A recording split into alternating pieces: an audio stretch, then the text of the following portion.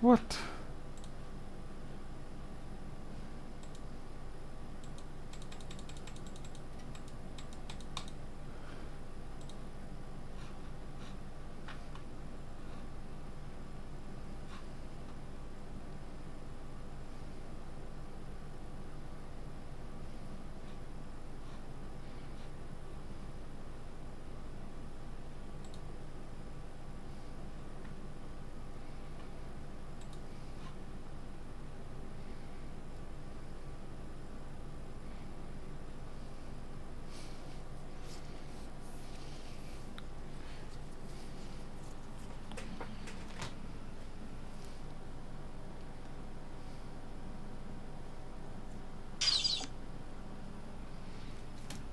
Okay. Oh, good. Nobody's watching.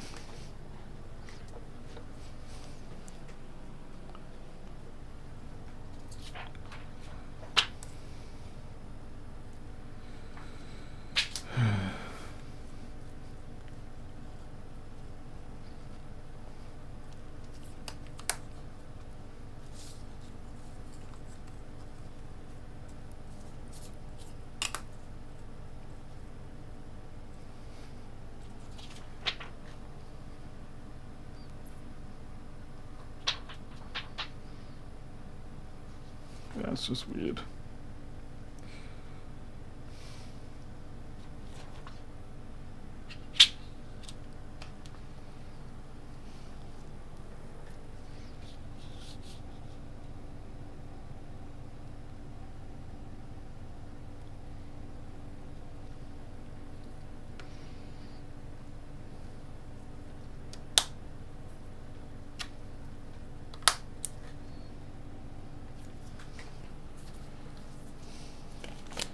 Wow, that really is weird.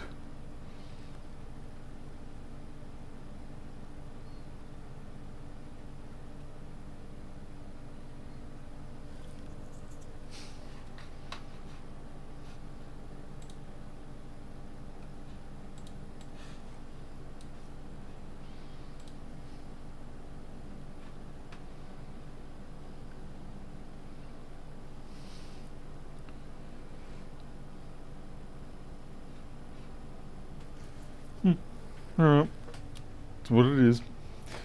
Let's get this underway. Can't wait. Gotta get things done.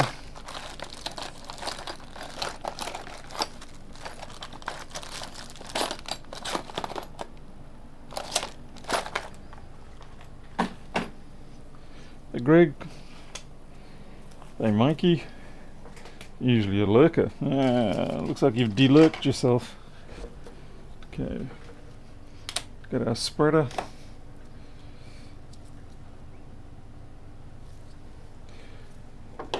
Yeah, I've been needing to get these done since Monday, and everything just keeps jumping in the way and stopping me from getting stuff done.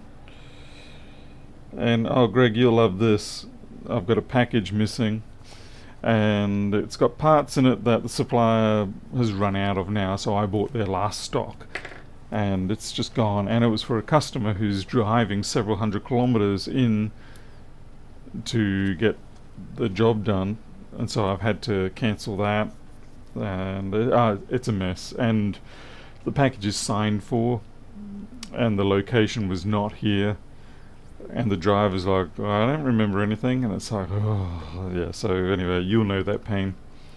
Hey Defcom, I'm just going to pop the chat out here because I can't see it.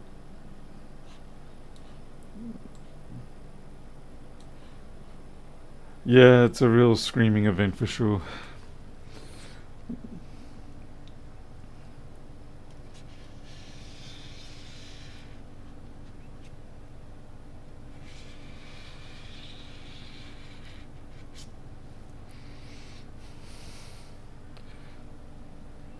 I mean, the money loss is bad enough, but then when I went to go and duplicate the order this morning, it was just, and the supplier's like, no, we don't have those anymore. You bought the last lot, and I'm like, oh great.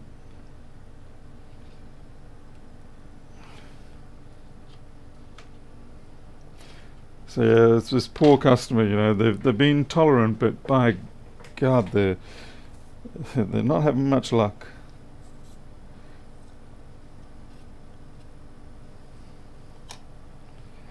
Okay. That screen printing actually went pretty good then. I've just got to wash it, of course.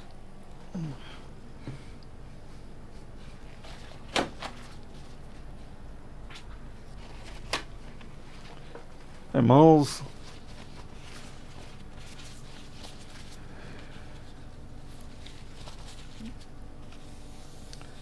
The stupid thing is that what happened, or what alerted me to the fact that there was an issue going on, is the courier driver actually turned up here and they were fishing around the back of the truck looking for my parcel, and then they yell out, "Oh, we've made a mistake," and then drove off. And then I checked the tracking and it said it was signed for, but the trouble was they arrived here at 12:37 and the signature was set at 12:10. So yeah, what they've done is they've inadvertently or whatever delivered my parcel to someone downtown, and I've checked downtown with all the businesses. So far no one's saying squat. I really hope it is not the situation, but the new competitor in town, they are down in that location where mine was delivered. I don't think it was them. I really don't think it was them. It would be, if I was in their position, that sort of thing, if they say collected the package and kept it for themselves, if that comes out, then that's extremely detrimental for their business, like particularly in a small town like this. So I really do not think that they've done it. But the paranoid side of your brain kind of goes there, even though it shouldn't.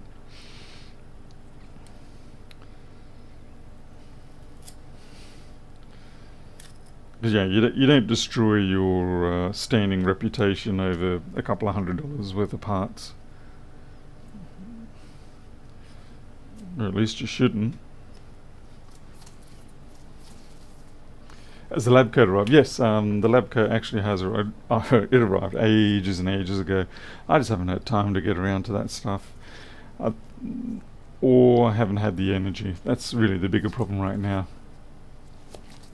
Hey, John.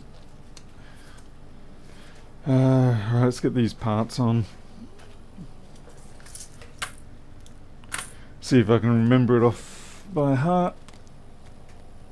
It's a simple enough board. I should be able to do it off by heart, right?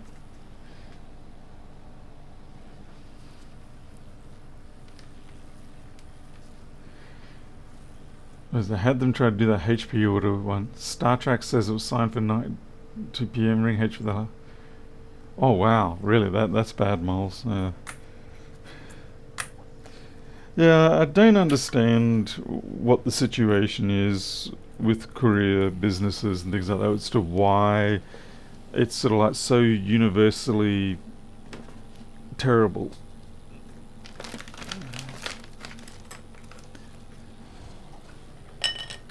To be honest, when they're all squawking about the fact that their jobs have been taken by robots, drones and things like that, I'm sorry, but I'm really not going to shed a tear, because it's going to be one of those situations where the current service provided is so bad that people are going to be like, you know what, having robot deliveries and things like that, vastly better.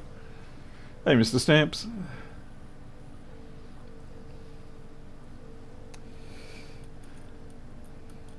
What am I doing here?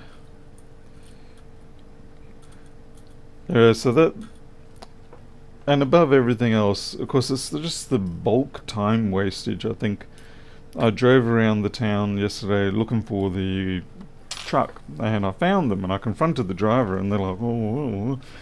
So it's infuriating, to say the least. Massively time wasting and infuriating. Okay, now my suckage sucks here. Normally my vacuum pen has no trouble picking up the SO8s, but not today. I might have to just manually drop them in with the tweezers. I'm a bit shaky from all the adrenaline chasing couriers and stuff like that. I must admit, at least I was able to get a hold of a human being from this country on their support, but I had to kind of cheat a little bit and went through their business support line. It's the only way to get a hold of human.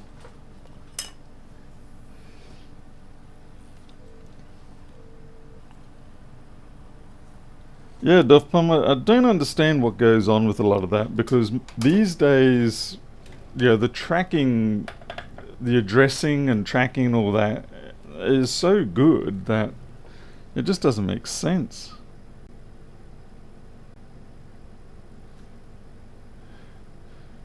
And yet they continue to completely stuff it up.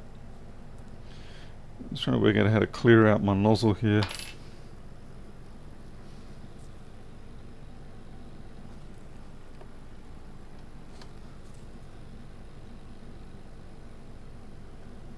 Let's put some air through the other direction.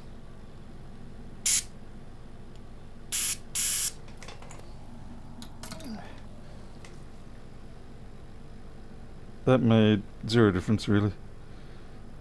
Friction fit.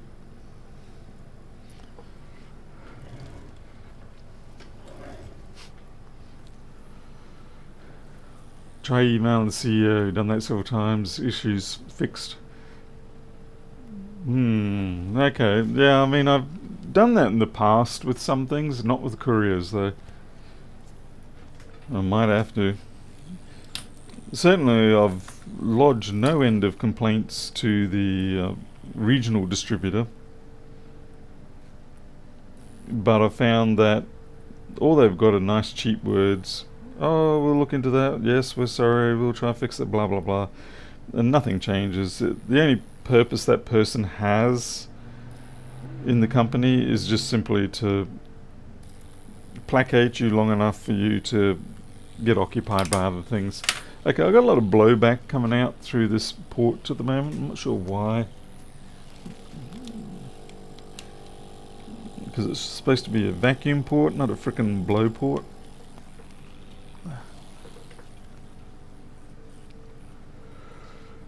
Yeah, I'm the same with TNT. They have actually become good again. In the past they were problematic, but recently they've become good again.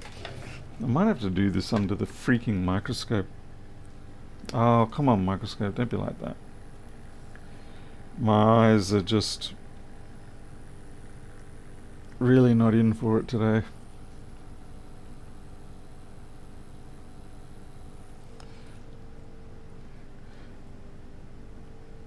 Yeah, it's a real problem when all your energy gets sapped up on these things that you should be using on other work.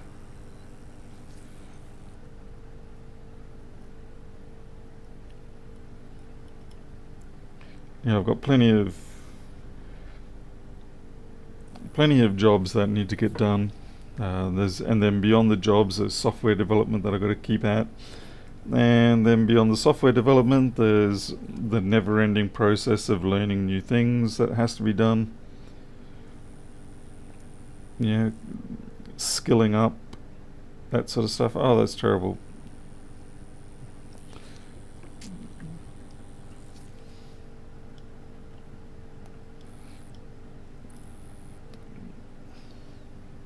I might have to tear this vacuum pump down and see why it's blowing back. I suspect maybe the one-way valve is sort of frayed or something like that. Oh dear, Miles has turned into the teenager today. Okay. And what's not helping is that these glasses, I'm due for another update optically. So anyway, whinge, complain, it's what we're good for. Hey Sean. Yeah, okay, Miles, fair point. You've always been. What? I've only got one current sense resistor? What sort of joke is that? Okay, is it?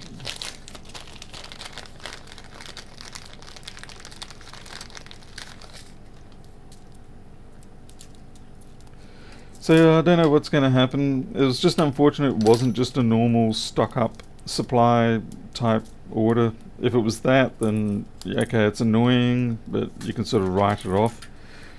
But the fact that it was actually two customer job parts in there specifically for them. And as I said, the supplier no longer has any more. I bought the last. Why these 2512 resistors, they're sticking in the carrier strip. Normally when you peel off the carrier strip, the parts just drop straight out, but those ones are sticking.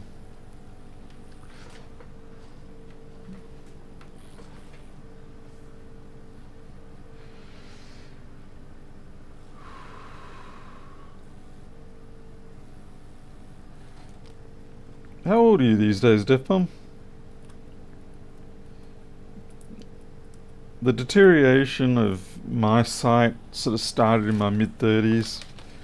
I just remember coming home one night from,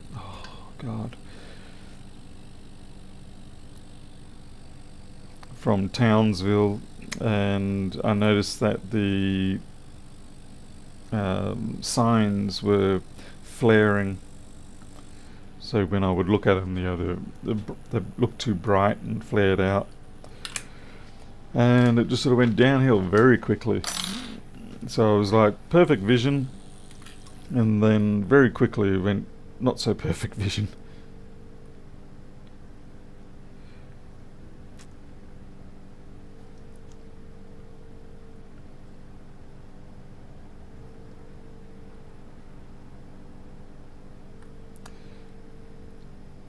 I mean, obviously, I'll be enduring age-related short-sightedness at this point. 50, okay, yeah, right, it's pretty much the same age as me.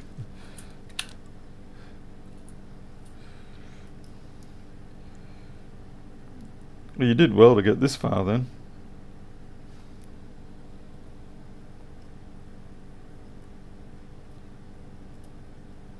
I'd like to blame the fact that I've been, man, working with computers for the last 40 odd years.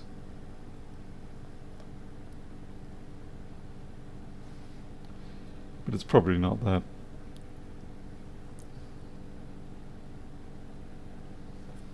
It's probably just normal degradation. Hey Diego. Yeah, that's it's sadly the way it goes. Let's see, 1 microfarad, 10 volts, yeah.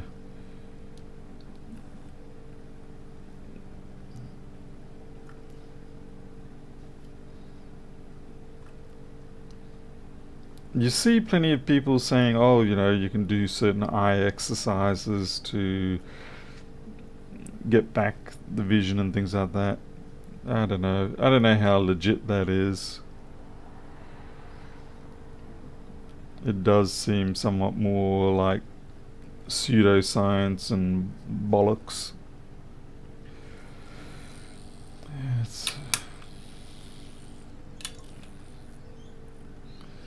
Alright, start throwing some 100 microfarads everywhere. Not 100 microfarads. 100 nanofarads. Yeah, big difference between 100 microfarad and 100 nanofarad. Huge difference. 3 magnitudes.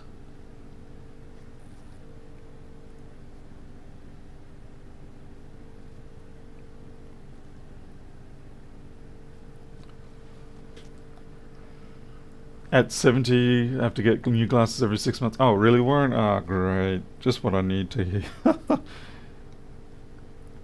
I'm feeling like I'm fairly sure it's been less than a year since I got these updated, but what is frustrating is I can wake up some mornings and the vision is back to being better. And I'm like, yay, I can see a bit better now. Like for close-up stuff. And the reason why I can tell is because every morning I have a test.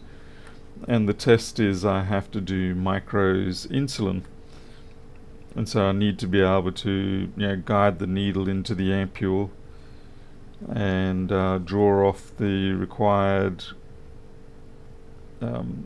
number of units.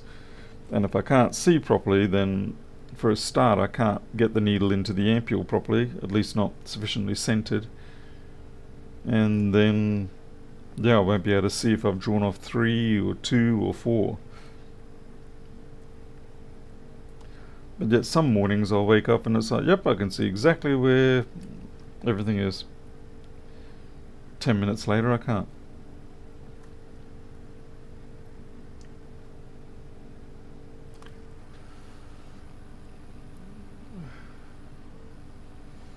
Yeah, that's what I was thinking as well, Def Pom. That's why I'm sort of thinking, it sounds a bit bollocky about the whole, you can restore your vision. It's like, yeah, sounds sus. I don't see that happening. Pun intended.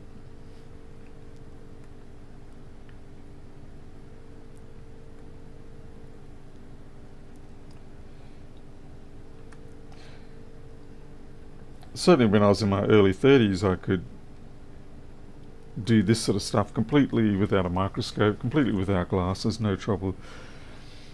Fat chance of doing that now. Depends on what condition you're trying to treat.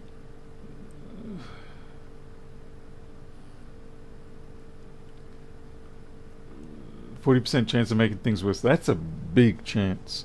Like if you were down to maybe 2%, 3%, you might be worth taking the risk. 40%, it may as well be 100% at that point.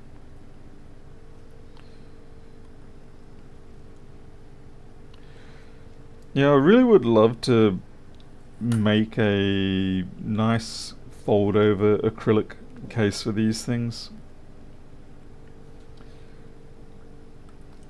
Like if I had a laser cutter for the acrylic, and then I could just sort of have something like 2mm acrylic, and use a laser cutter, cut out the basic shape, put the acrylic sheets then over a heating bar and let them fold down. Something like that. But that is a whole lot of expense that I don't really get to spend right now. I mean, I'm trying to buy myself a new microscope camera, and that's, I say, only 500 US, and I cannot find the budget for that.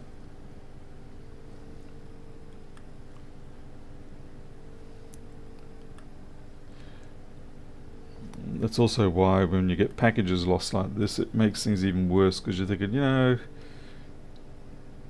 that yeah, it's a painful level of loss, that one.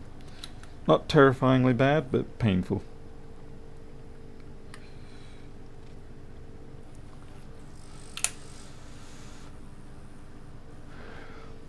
Could even read a lot of the codes on the SMD parts, even 5 years. Yeah. Extra lighting does help. Like I know certainly when I've got all these cranked up, it does make things a bit easier. But it's not something that persists for long enough. Okay, we need our LEDs. Ugh. And these LEDs, I forget every single time. I need to mark on the case that I'm taking these out of which way the anode and cathodes are, because I forget every time.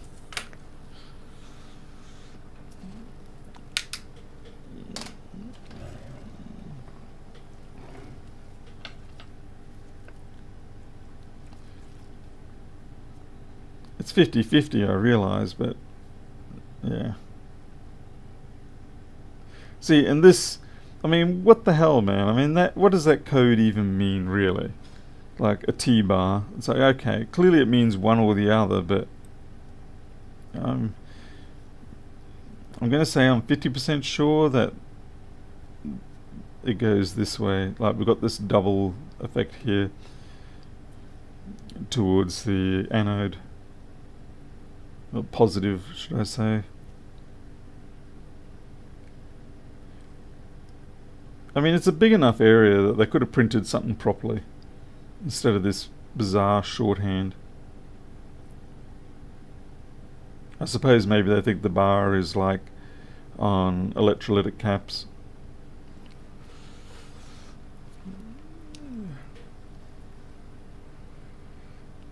See, my car engine failed on the way home to work.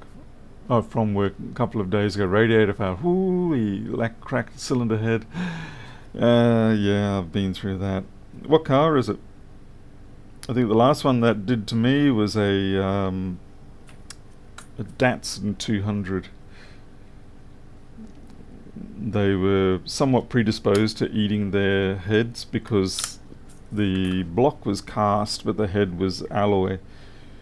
And if you didn't have the right, what do you call it? If you didn't have the right coolant in there, then you'd end up with this process where it would just start eating away the head. And you'd find out only when you realise you've got to keep filling up the coolant. Some pretty terrible placements here. I'm just sort of trying to clean them up now before I start the cook process there. So I'm missing those 470s a fair bit. There we go.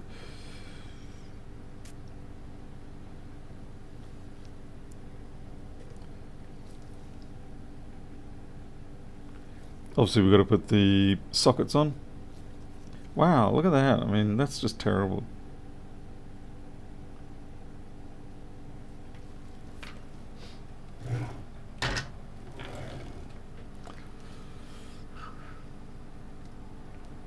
Toyota Ipsum. I don't even know what that is. I have to look that one up.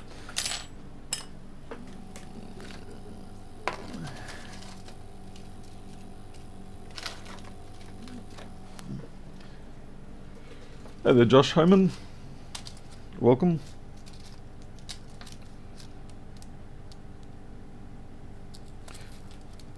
So pretty much all of these are going to go out today. So better hope that they all work. I've had people who put orders in on Monday, Tuesday, and I haven't had a chance to send them out, and that's really bad. Normally I like to have stock on hand, as in pre-built, so that I don't feel that pressure of like, oh, I've got to build them. Just time gets out of the, slips away quick enough.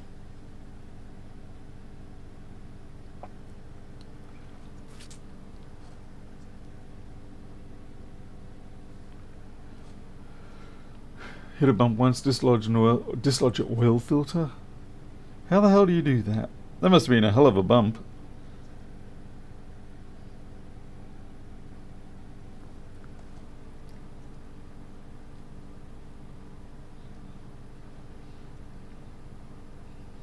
Let's see, 12,000 to replace daylight running lights on his A3. Jeez. It's kind of getting ridiculous there.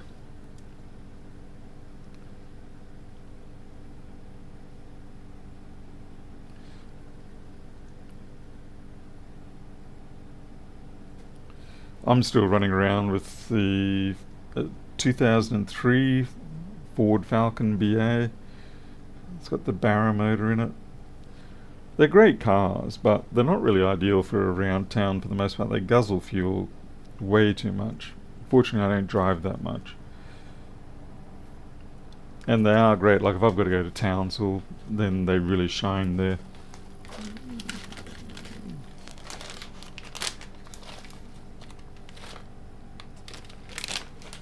But honestly, for most of the stuff I do with driving, a Nissan Leaf would have been ample.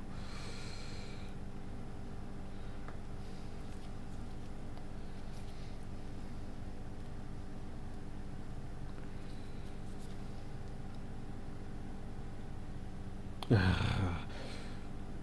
find it very difficult to get these on properly.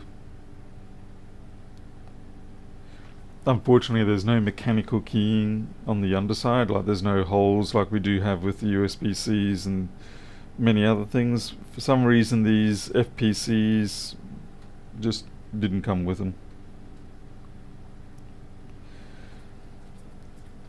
You really get to appreciate mechanical keying of these sort of parts.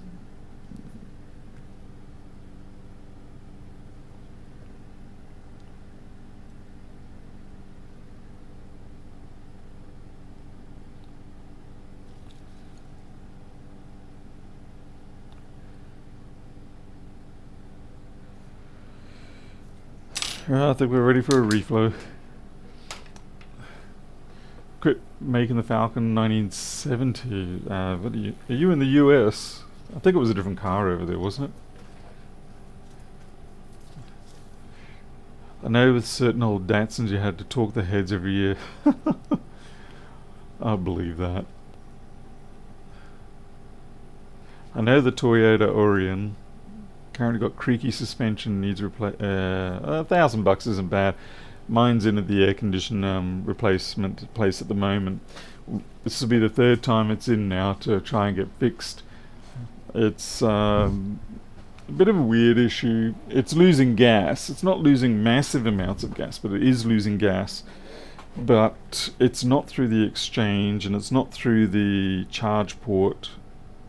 It's somewhere else, and it kind of worries me. They've already put the indicator additive in there in the gas to try and find out where it was. That's what they did the last time, because they were thinking, oh, it's probably the exchange unit, in which case it's pretty much end of the game. But it wasn't that. So, but what happens at the moment is you start the car up and all is good. And then when the air conditioner goes to kick in, like when the clutch for the compressor is supposed to kick in, it sounds like you have just run over a stick or a rock or something like that. It's like bang, right into your passenger area. That's the only clue I've got. So something, a solenoid or something that's supposed to do a soft transition is not doing a soft transition. And I suspect in that moment a gap forms or something in the seal and the gas gets out. Yeah, they've done the UV dye. Could be the radiator inside the dash. The slamming sounds like it's in the engine bay, up near the passenger wheel. But who knows? I'm not an air conditioner expert by any means. Oh, better put the extractor on.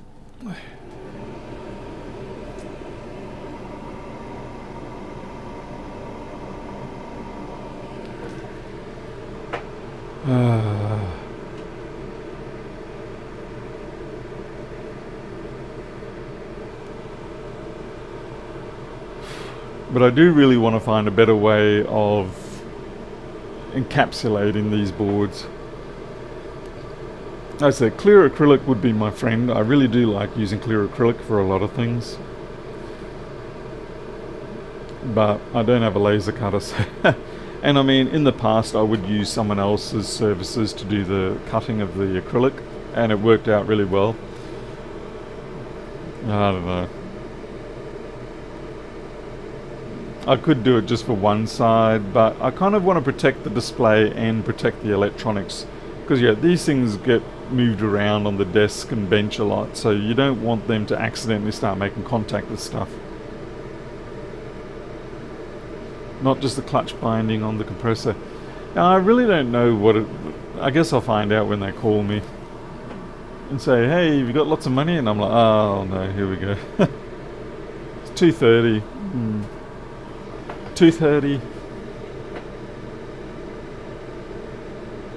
Clear resin like scientists use to display. Oh yeah, that stuff. The only trouble is it tends to yellow a little bit still. I used to have a really nice piece of uranium oxide set in that stuff. Someone stole it. It was an excellent crystalline uranium oxide specimen. It was like the best I'd ever seen for me. And yeah, one day it wasn't around. Someone decided they liked it. Yeah, we're just at 100.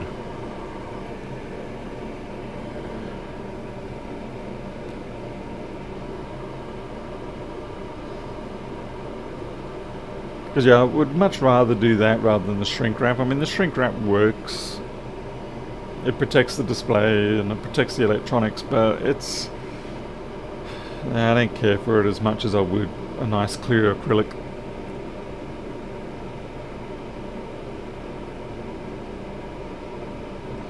Warren, the slam, it happens only once, I've found. Like it, and it's only first thing. Like if you've left the vehicle rest for overnight, it will happen that once, and then you won't hear it again for the rest of the day. I don't know if that helps or doesn't help.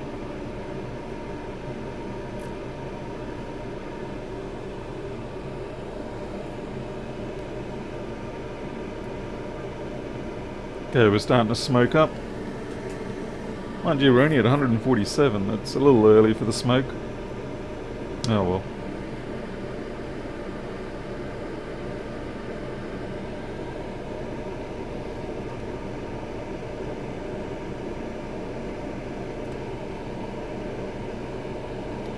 Hopefully we don't have too much rework to do after the reflow. 160, wow, this is really taking its time. It's almost like a proper reflow.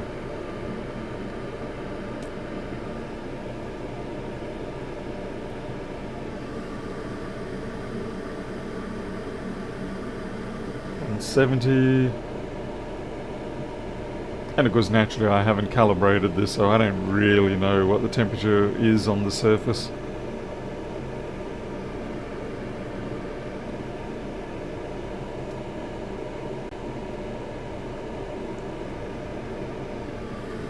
$180. Okay, so we should be around about now starting to see things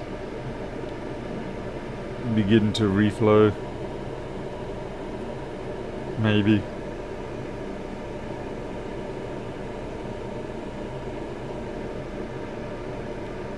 Yeah, here we go. I can see a couple of parts now going.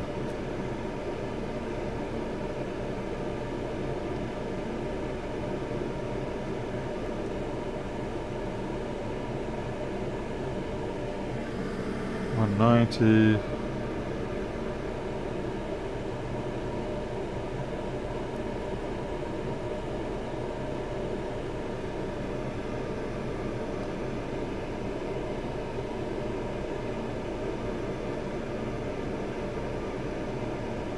We're essentially waiting for these connectors here to do their reflow, and then everything should be good.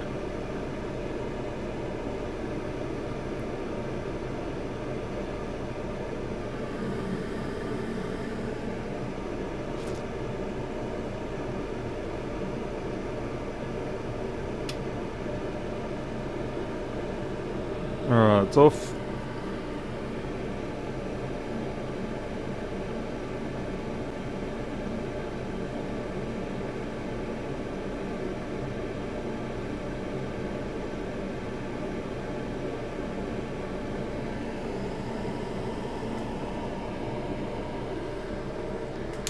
Now we wait. Thank you, Greg. I have some new stuff coming out with FlexBoard View. Some people may or may not care about the features. Nah.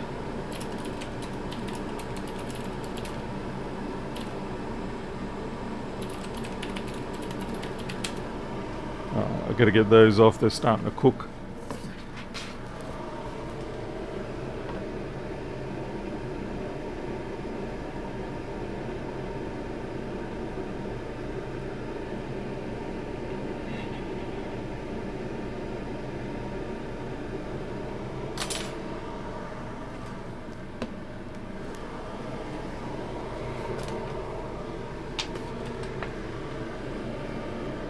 It's actually a bit stinky, that one.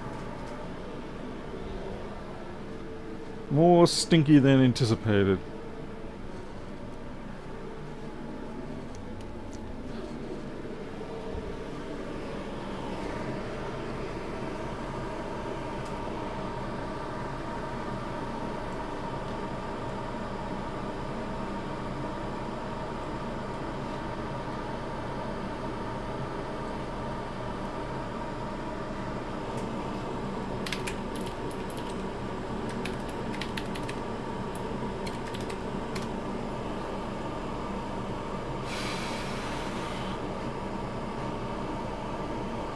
I'm going to let the air scrubber run while we're waiting for the boards to cool down a little bit. I'll bring up the new feature thingy. Let's see, schematics. Okay, it doesn't look any different much. Let's see, bring up 928. Alright. But you can see up here we've got this mini map now. And I need to change the preferences. So change its size. And you can have it so that it can be dragged around or sit into one of the corners. Top right. What else there? And then under the colors, let's see. Background, white.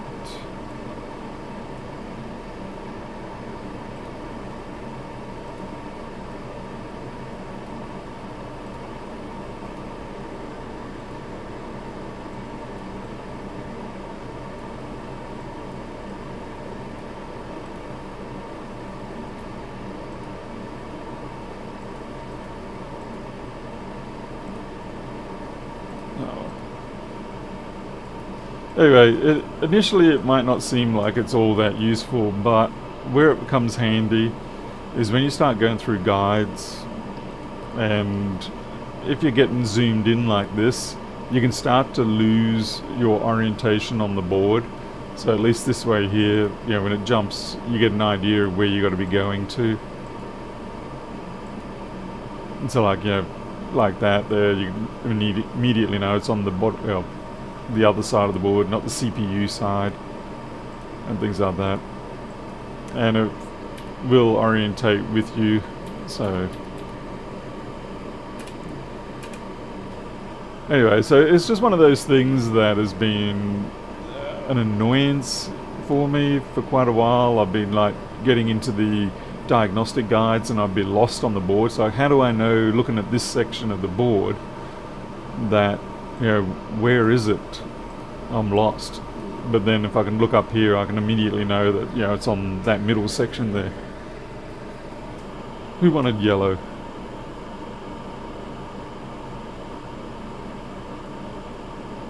Took me forever to figure out why Control F wasn't working for search. You map that to F. Oh, okay. Now we need magical feature, recreate, picks up incorrect net mapping. Ah, yeah, good luck with that. I have found that as well with a lot of the PC boards, is that the mappings are terrible. And unfortunately, not much you can do about that. Anyway, so I'm still working on that, but it's pretty close to release. But the other thing I need to do is I have 2 theme systems in there. I have a sort of a default integrated theme, and then you have the user themes, or things like the olive, dark, Rob Brown, things like that. I think I need to remove the integrated default one and just always be relying on they're always going to be, one of the themes is going to be loaded by default, because otherwise right now I've got duplicate code everywhere just handling that, and then you get these one-off situations where a person has installed FlexBoard View and it's gone for the default internal theme, and then they switch over to another one and there's a mix-up in there somewhere. So the easiest way I can solve it is remove the default one, or the internal one, and just always rely on the external one. Anyway, so I'll get that out probably in the next week or so. Okay, let's get back to the boards, because I need to get back to the boards. We can stop the scrubber now. Oh, they're still a bit warm. Okay. Let's see how tragically bad our reflow was.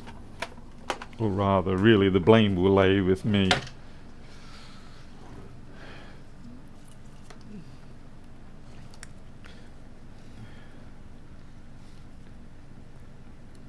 Terrify. Oh, and you can switch the minimap on and off. It doesn't have to be there. You can either have it in that gravity position in one of the corners, or you can have it free, moving anywhere you like on the board. Okay, no bridges, no bridges. No bridge, no bridge. Always good. Ah, that one they didn't quite make it. That's annoying.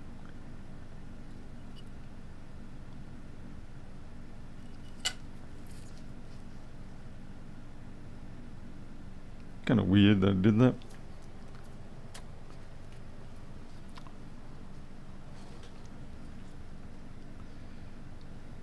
I mean, most of the time with these features, it's always a case of it's just something that's been irritating me and I need to fix it up. You know, I try to scratch that itch.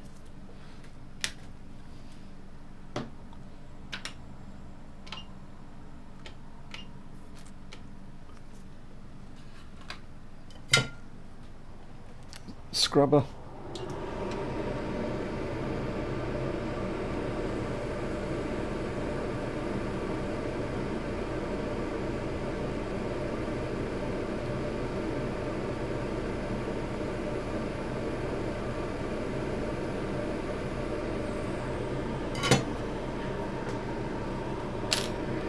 It wasn't even that super critical, but you know, that cap could have just sat there and it wouldn't have. It still would have worked.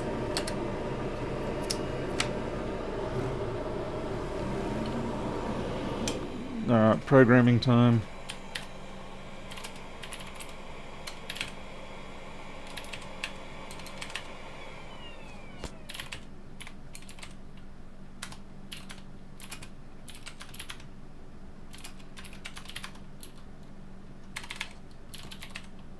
Okay.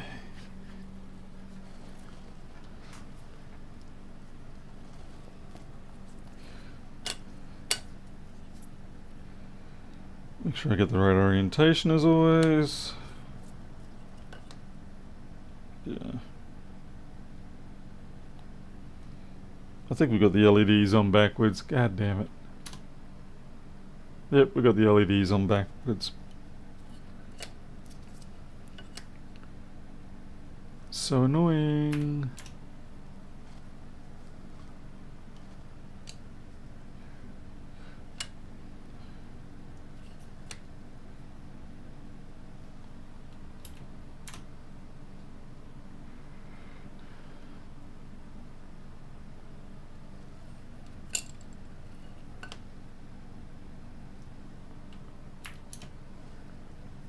Oh no, wait, they're on right.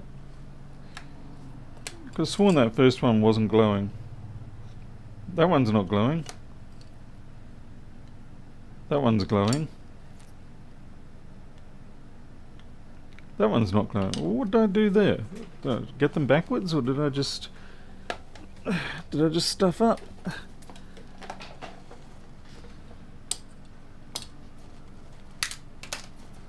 Could have sworn I put them both, all of them, in the same orientation, surely. Yeah, that's...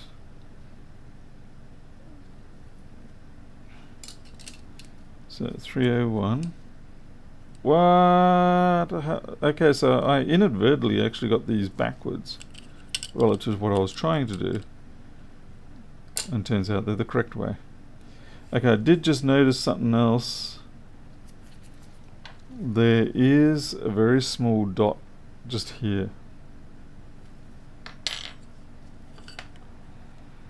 Oh wait, yeah, there it is. Very small dot for the positive. Alright, so we've got 2 to flip.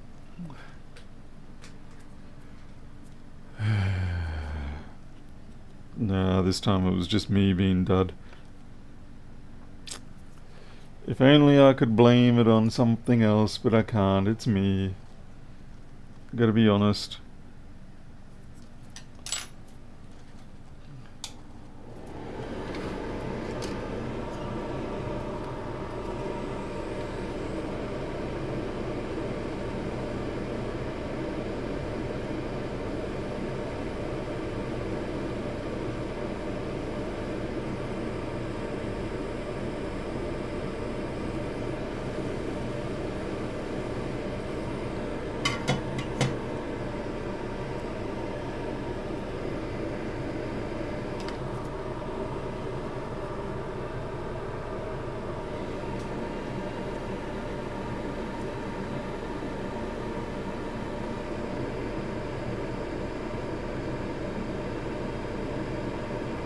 How are the new Intel CPUs going? Because obviously, 13th, 14th generation, we've got the issue with the microcode destroying the internals. Makes me very happy that I stuck with 12th gen when I did.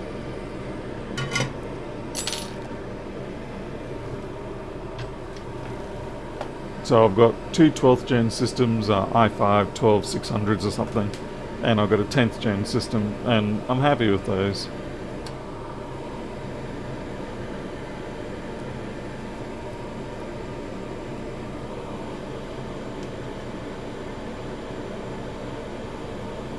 Okay.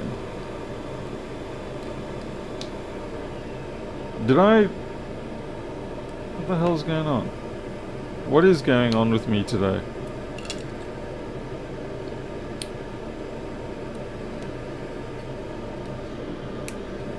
I got no power coming out of any of these.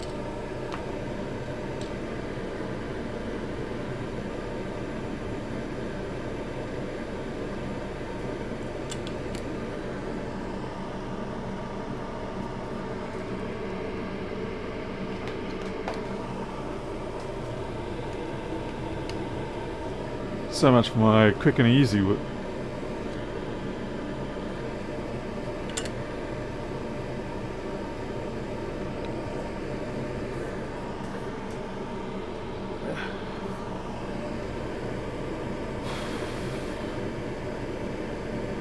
Did I flip the wrong ones?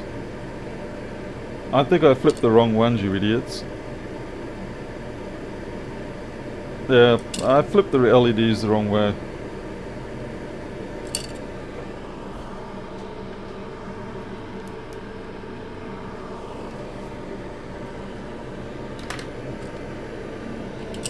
Seriously, did I really? I think I'm actually going to change LEDs on this.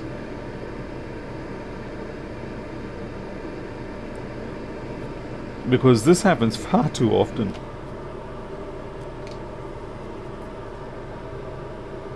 I should have put 1206s on, or at least 805s.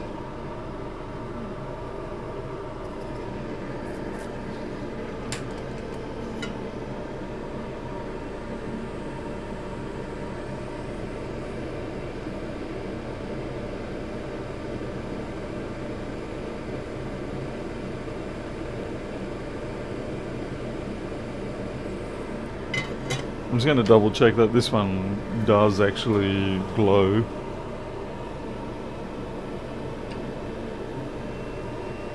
There, Josh, it can be a pain. Usually they have, usually the indicatings are pretty good.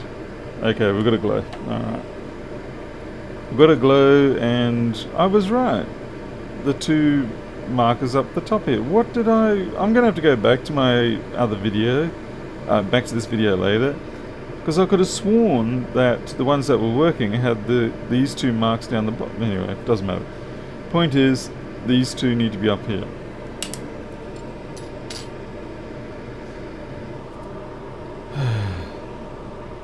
I feel like I'm being gaslit here.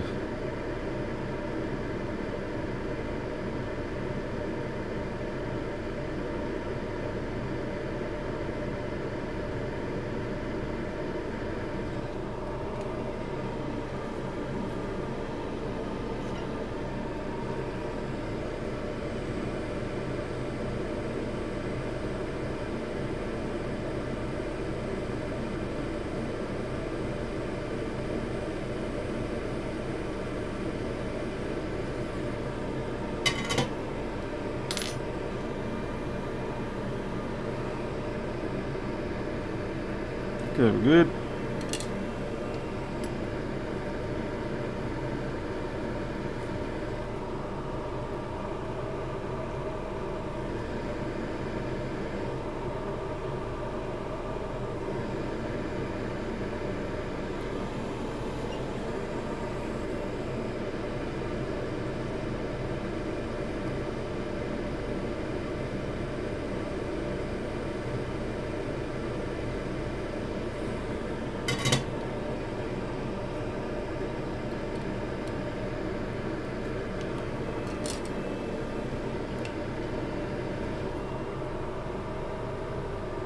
Well, thankfully at least these are pilot LEDs.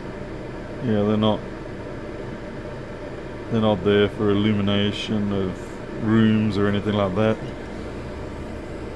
So the fact that I'll be losing a few millicandelaire of output because of the double heating won't be an issue.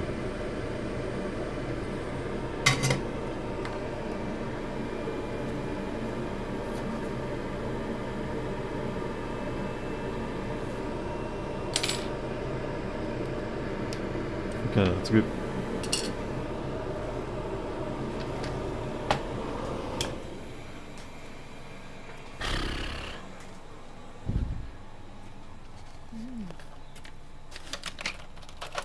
Just gonna get some displays.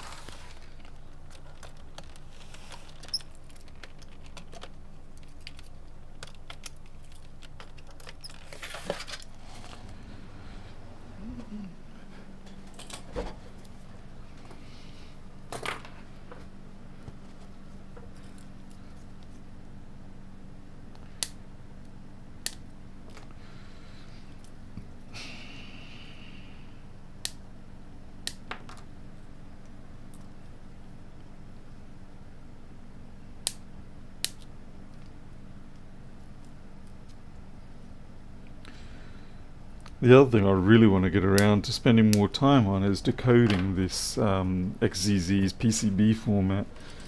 It's driving me up the wall because I'm looking at the data and I'm thinking to myself, this really should be something jumping out at you, Paul. You really should be able to just look at that and intrinsically know what they've done to encode this.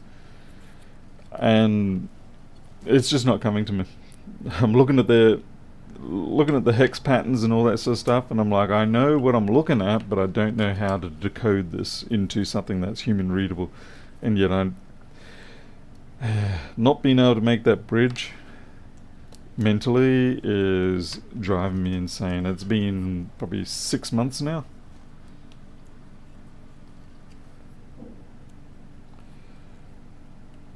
That T-bow view was tricky enough to decode, but to be fair, I did have a bit of help there because you could modify the T-bow view file and then see how it reacts, and that would give you a really good indication of what's being read or what's tolerant or what's intolerant. But with XZZ I can't, because you can't sideload files into a viewer with XZZ.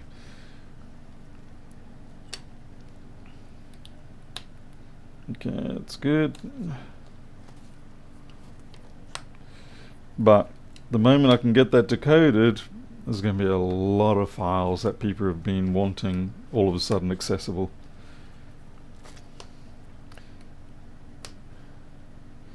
Like I said, it's frustrating because I can get the outline of the file of the board and I can get the network names of the board, but I just can't get that pin data.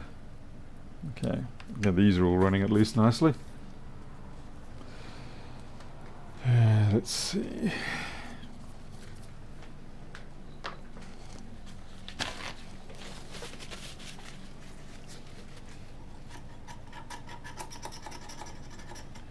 I can't even blame my tools because I've got there's a hex editor, hex analyzer called imhex or imhex, and it's brilliant what it allows me. It's what got me to be able to decode T-bow view a lot easier than what I was originally looking at.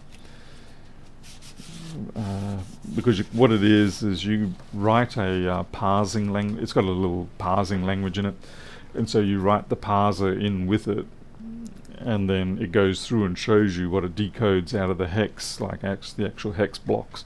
Very handy, very good, very well done. Free too, as a bonus. Although I've sent them a reasonable amount of money so far for their contribution. I like to do that. If I find a tool that is very handy, then if I can, I will send periodic amounts of money to it.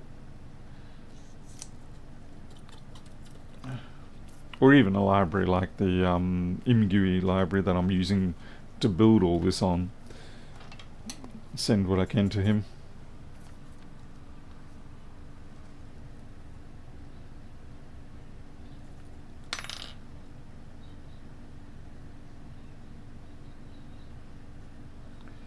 Oh crap, I just realised.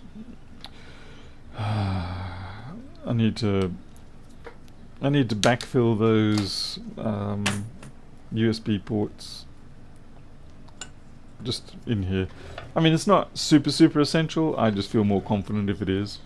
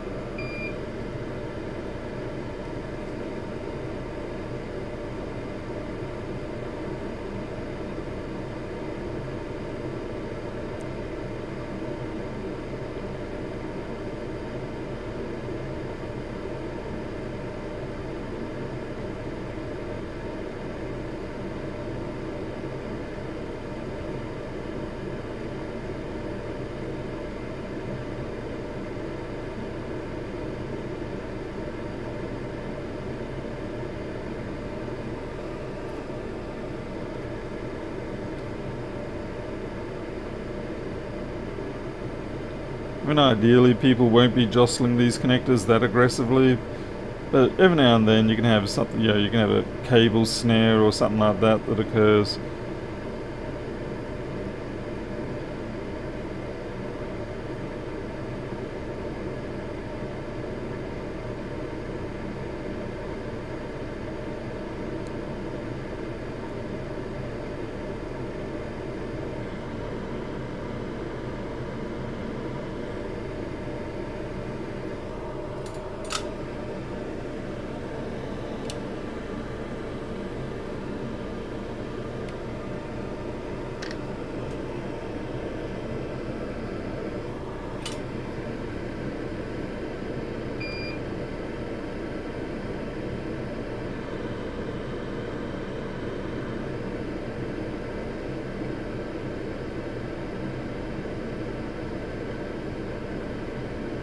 Gee, you had an iPad? Chuck an iPad at you. What the heck? Why are people chucking things at you? That reminds me, I actually do have an iPad I need to get fixed. It's only a screen digitizer replacement, but it's, like I said, I'm just not being able to keep up lately. And it's not even that my queue is so busy, it's just that there's so many other things going on at the moment outside of work, and that's not a good thing. And of course, like I said, chasing packages doesn't help.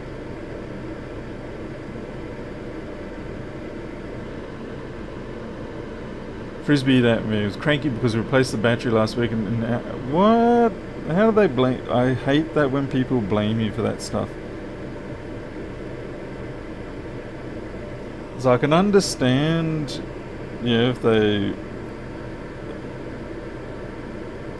you can sort of initially understand, but then they really refuse to listen to any kind of explanations, reasons, or anything. They're like, "You're just trying to scam me."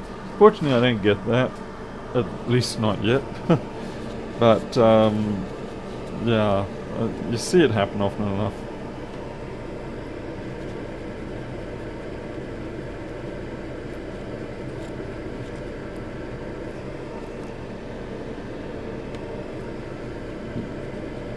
Learning to fire customers is such an important skill.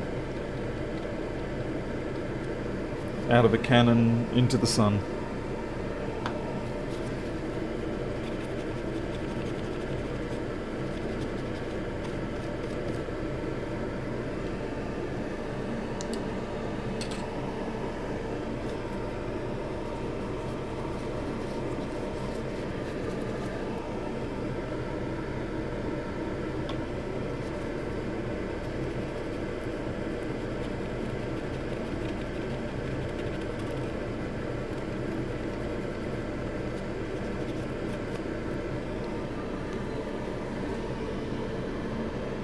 Customer had a 1708 last week, not turning on. Couldn't fault it, was working fine here. Customer asked, what about warranty? What? So the fact that they bought it to you, all of a sudden they're kind of hoping that there's a you touched it last type warranty, which covers everything. By the way, with 1708s, I'm basically not working on them anymore. There's too many that are essentially dying from CPU failures now. And I find that one of the first symptoms they have is battery issues. It could be coincidental, but it seems to be there's a strong correlation there. Don't know if it's a causation, but there's definitely a strong correlation. As soon as it starts doing that intermittent stuff, it's like, yeah, I'm not going to go near that again.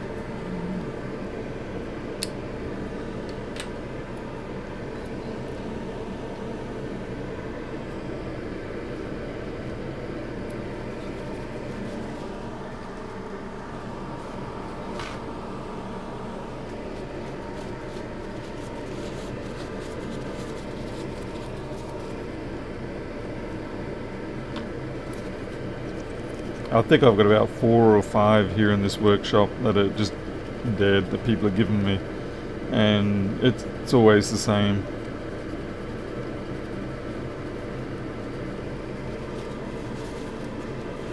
Three small MLCCs just below the heatsink knob. Oh, great. Oh, nice. Yeah, that helps so much.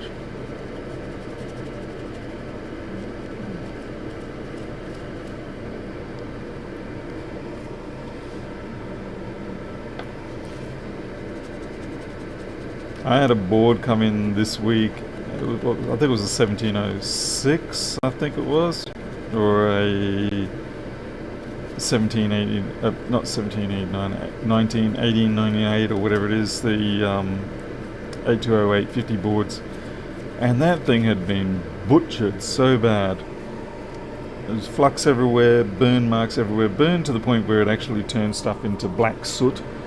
And then on the CD3215s, they had some sort of tweezers of whatever, and you could just see the massive gouge marks out of the tweezers because they've been trying to take the 3215 off because they're underfilled, and they're just sitting there and they're just trying to pull them off. And then they also had ball squeezage coming out of one of the NANs, and I was like, nah. Oh, it must have been 1706 because that's right, because I tried to lifeboat it and lifeboat was having none of it. It was like, no way, get stuffed. I was like, okay.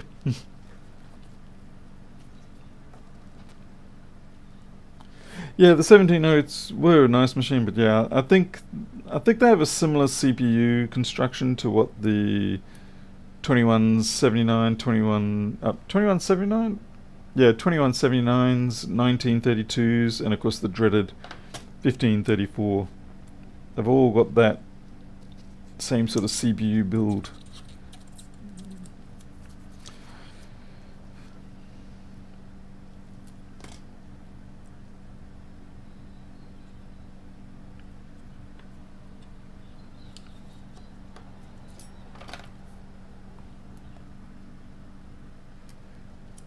Yeah, I mean, it might have been possible to recover in terms of I'd taken the NAND off, reballed it, put it back on, and all that sort of stuff.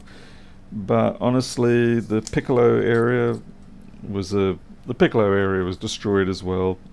And I'm thinking, unless this person's going to pay me, $500 non-refundable, $1,000 plus if successful, unless they're paying that kind of numbers, it's like, no, I'm not interested. I just don't know how these boards get into such a state from other technicians.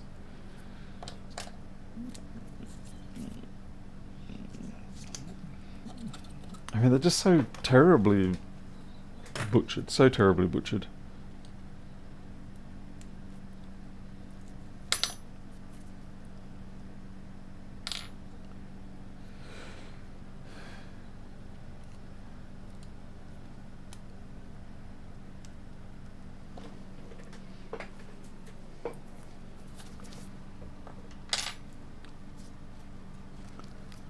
So watched SDG Electronics' Cambridge DAC he bought on eBay. Somebody had piggyback electrolytic caps on top of other caps on the board, where they're trying to get less ripple or something out of that.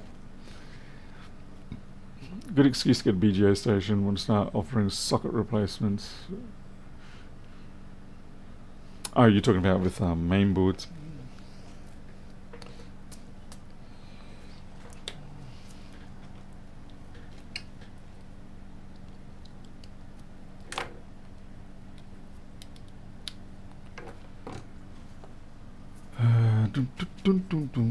Let's see, where's my... Nope.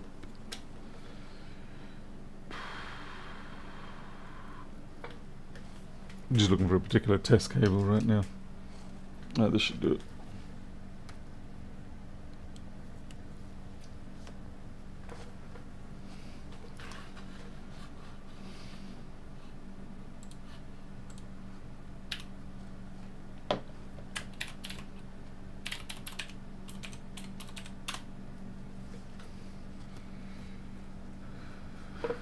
There's my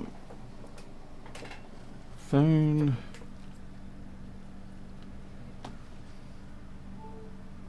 Yeah, that's good.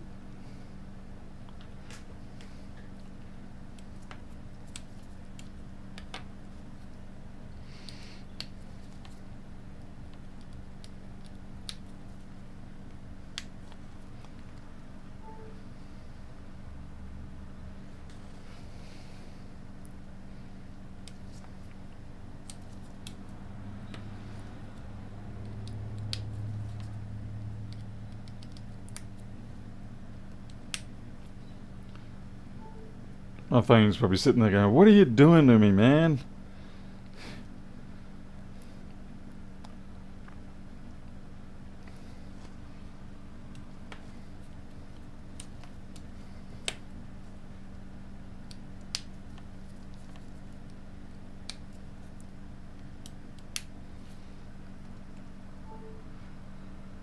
Oh, good.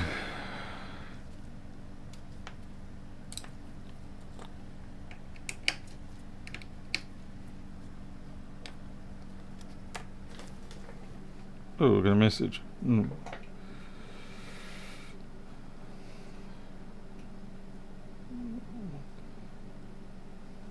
Someone wants check for viruses and clear phones of malware. No. I do not do that. When it comes to phones and malware, particularly if it's iPhones, I'm like, no, that's pretty much no. It's a snake oil, load of lies type situation in most cases. I mean, as it is, various antivirus products are sort of not doing a lot other than sucking system resources these days. Because Windows Defender sort of covers most bases now. I mean, it was different back in the days of 98, XP, 7. But yeah, once Windows Defender sort of got serious about stuff, it was like, well, that's the end of the antivirus market for the most part. At least on a consumer side of things. individual PC situation. Yeah, and sucking your wallet really hard. Yeah, exactly. I mean, I used to resell Nod 32. I did a lot of programming for them back in like early 2000s. But yeah, it's sort of like I'm sitting here and going, I can't sell that stuff anymore. It's like it's where's the value add really?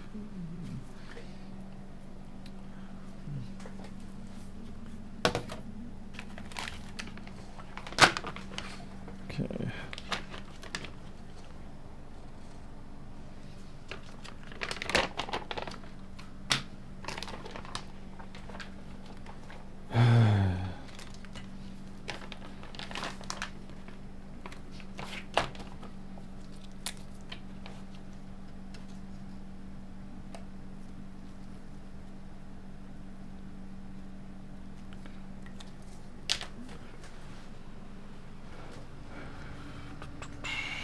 Looking for my big scissors. What's my time here? 3. Oh, geez. I am quite a bit later than I need to be. I'm just looking for the scissors so I can cut. Ah, there it is.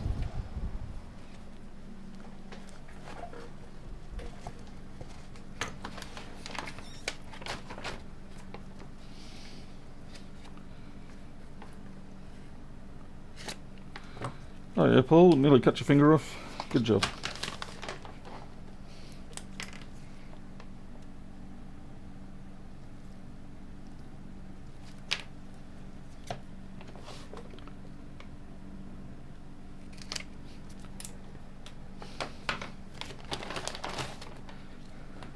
Slow, inefficient, imperfect, and frustrating.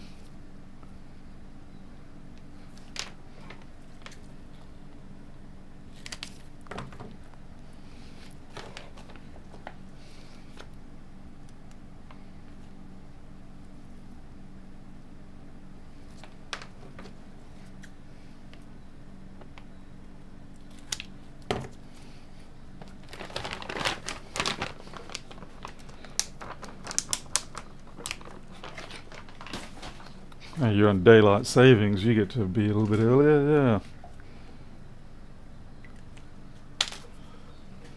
yeah. Don't press the button. Press the button and things get spicy very quick. Okay. Basically, I just need to get down to the post office soon enough to get these shipped. I also have, there's a few ring lights I have to send off to. Ach nee!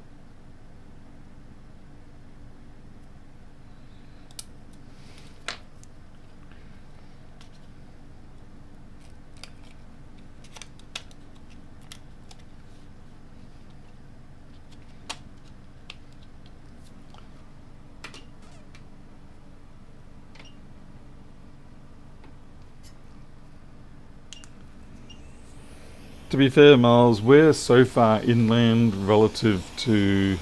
Oh, I better focus on this. If you look at our position relative to, say, Brisbane, we're so far further along the clock, or down the clock, that it's madness for us to have daylight savings here.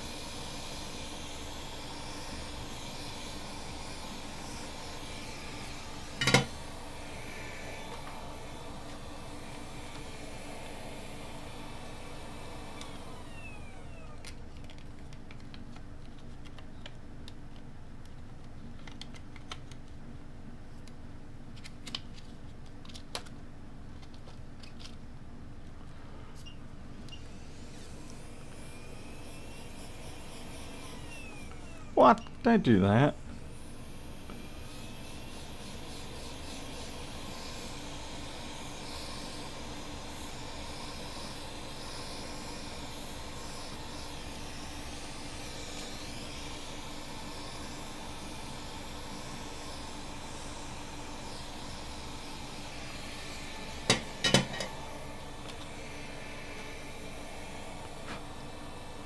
I did not take the damn peel off that one. Ah. Honestly, what was that, like an iPad again?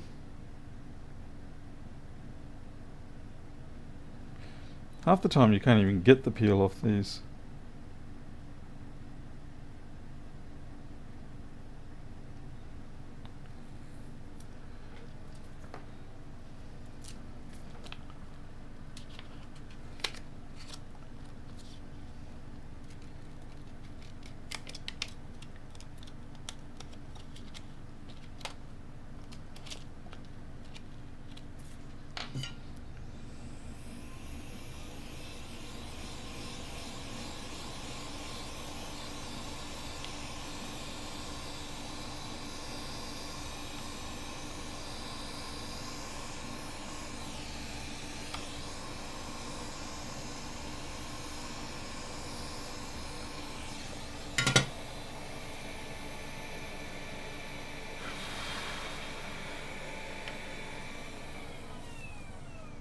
Damn it. It's always crazy when the LCD triggers because of you wiping across like that. It's just because of built up charge. So, yeah.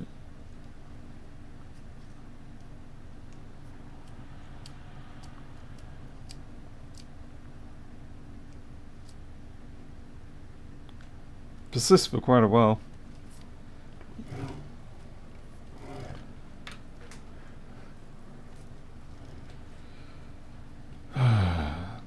What a pain.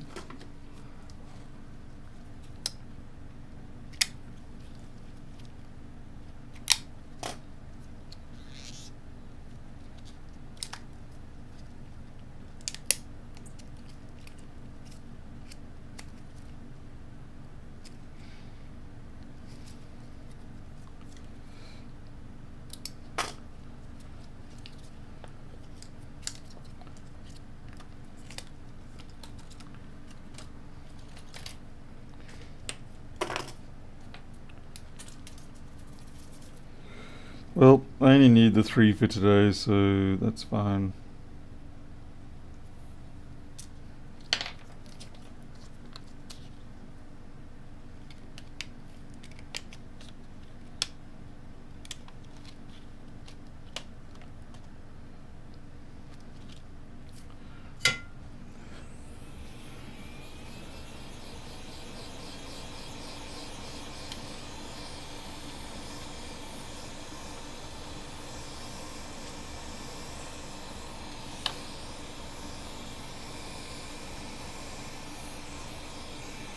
Alright, that's it, we're done. Okay then, well, I gotta run. Now I gotta go pack these up and, you know, prepare everything. Thanks for watching. Overrunning things. Thank you very much for watching. I'll see you on the next one, whenever that may be. Live streams are a little bit rarer lately. I'm sorry about that. It's just the way it is. But I am pushing out the edited videos, as you've seen on the main channel. So you can always catch up and chat there. Thank you again. I'll see you all next time. Until then, you take care.